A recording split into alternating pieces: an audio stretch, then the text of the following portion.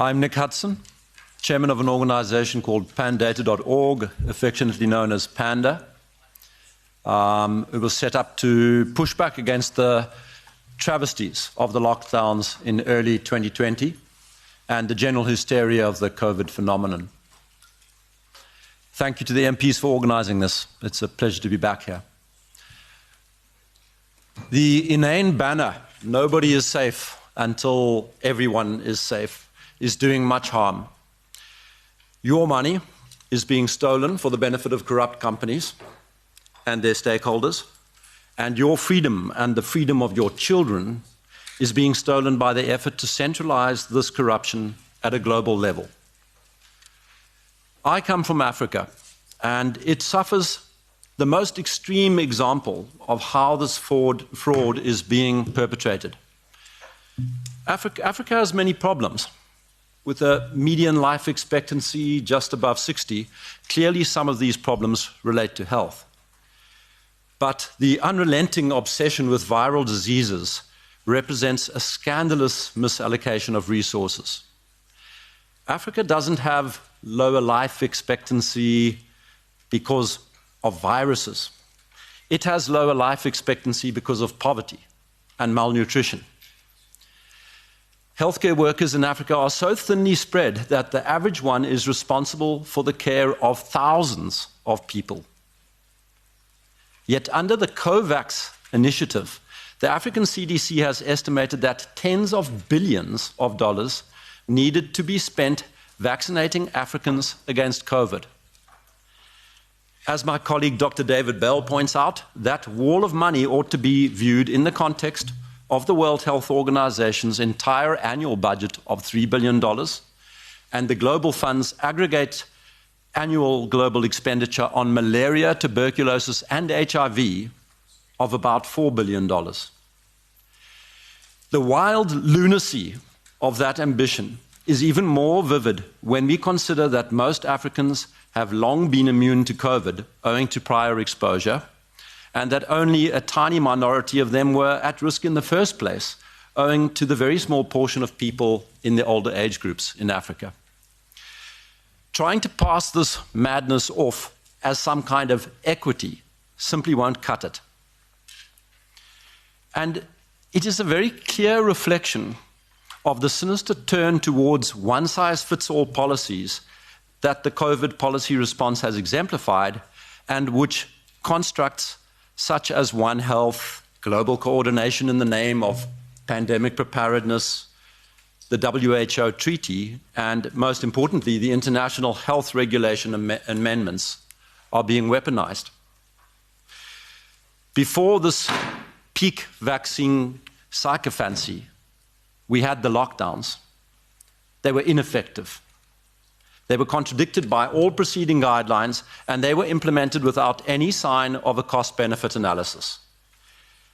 Even if they worked in developed nations, and most surely they did not, in Africa, they were completely impractical. Attempts to implement them caused immense economic damage. Millions of people were hurled into grinding poverty. Entire cohorts of children had their educational prospects destroyed with absolutely no hope of recovery.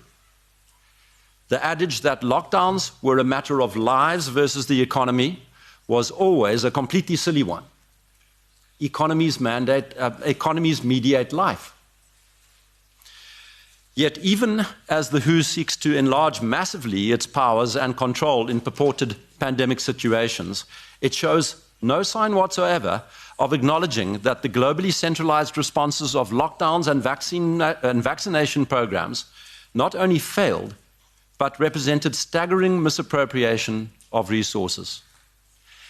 And make no mistake, it is your money that is being misappropriated, whether by direct taxes or the indirect ones from the implementation of so-called modern monetary theory.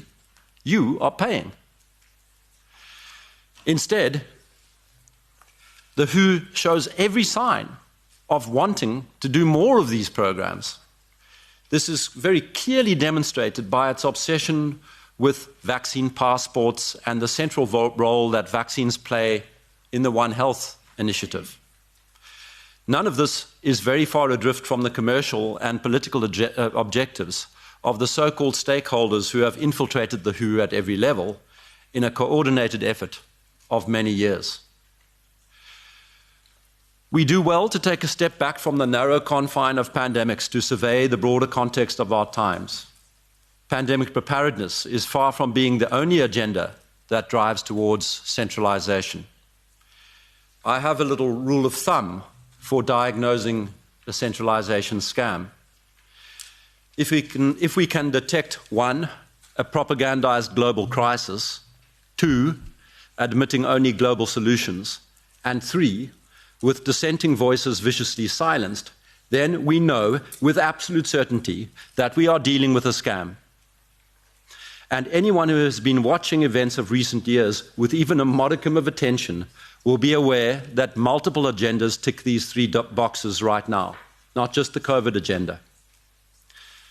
The architects of such globalist trajectories, all the Kissingers, Rockefellers, Schwabs, Carneys, Strongs, Carstens, Bangas, are held out as great intellects, but they are nothing of the sort. We know, both in theory and in practice, that centralization causes nothing but misery because it destroys the mechanisms of error correction, leading to doubling down on flawed policies. And it cannot do otherwise, especially not in the highly centralized institutions that have been captured by these hubristic people. History is replete with examples of tyrants enamored of their centralizing visions, believing each time that they hold some perspective or some asset that their predecessors lacked. Today, it is the false belief that access to more data and bigger computers will mean that this time is different. But it isn't different. People still make mistakes, and when those who amass great power and control do so, the results are disastrous. Africans have found out the hard way how much centralized mistakes hurt, and they will mount a fight against this reiteration of colonialism.